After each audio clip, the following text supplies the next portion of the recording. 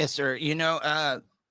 Like I said, been looking for this meeting for a while. I'll give you a little bit of my background. I was one of the newbies.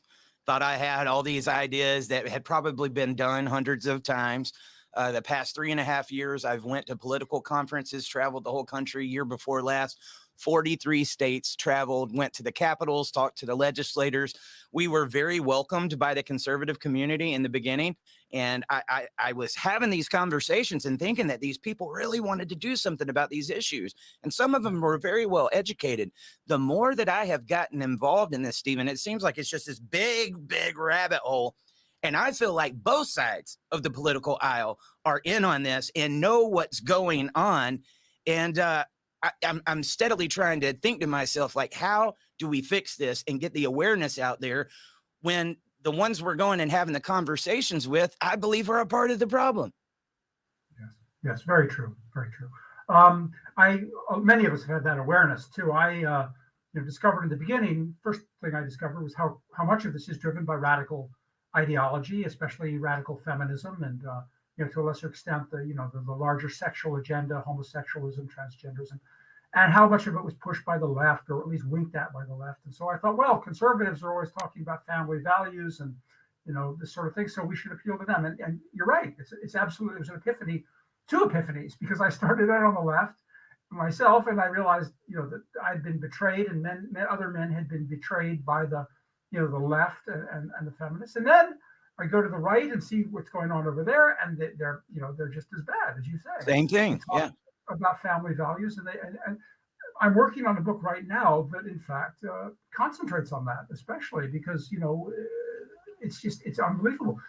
And in fact, my recent published work, in the book I'm working on now, I argue that much of what's going on in the last 3 years, much of the control of the United States and other countries by the radical left, has its roots in the divorce industry and the way that they've treated men, especially the way they've treated black men in the welfare system, the welfare state.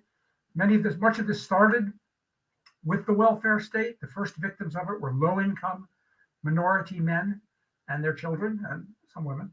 And later it spread to the middle class through what started in the welfare system, then spread to the middle class through divorce. So it's grown. And I'm sorry, I forgot the point I was making, but it's definitely well, I'll leave it at that. No.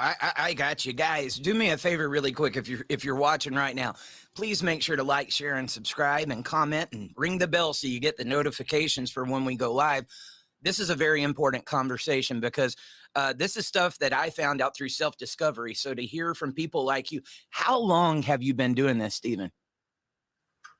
I started doing this in the late 90s was when I really discovered this, around 90. So it's been almost 25 years now. About 25 years I've been, I started writing articles about it in the late 90s. And I found some publications that were willing to write about it.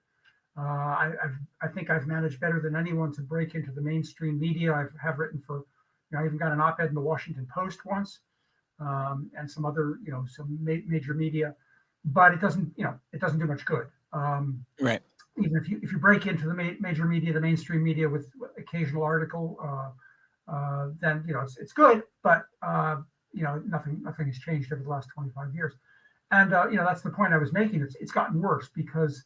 And that's the point I'd forgotten was I think in many ways this is spread out from low-income men to middle-class men to other people in our society. And many of the tools that the radical left and the rhino Republicans have used in the last 3 years to take control of the country have originated in many ways in the welfare state, the divorce industry, the legal system, these various corrupt sectors of society that men know all too well.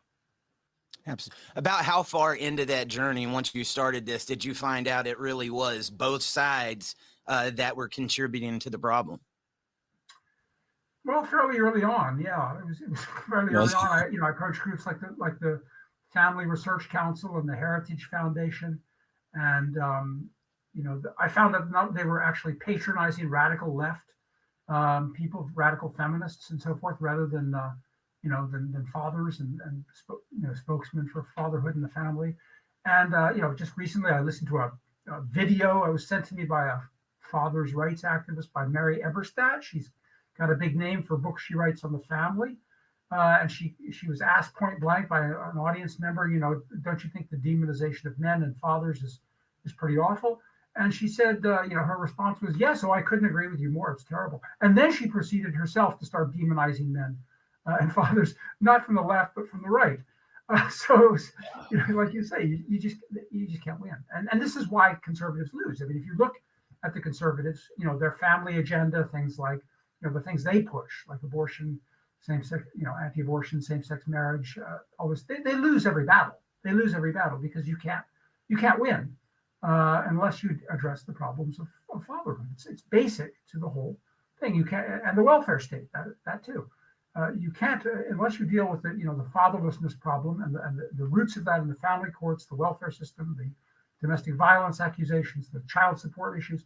Unless you address that, you're never going to. The family crisis is not only going to get worse continuously, but it's going to spread to other sectors of society as well.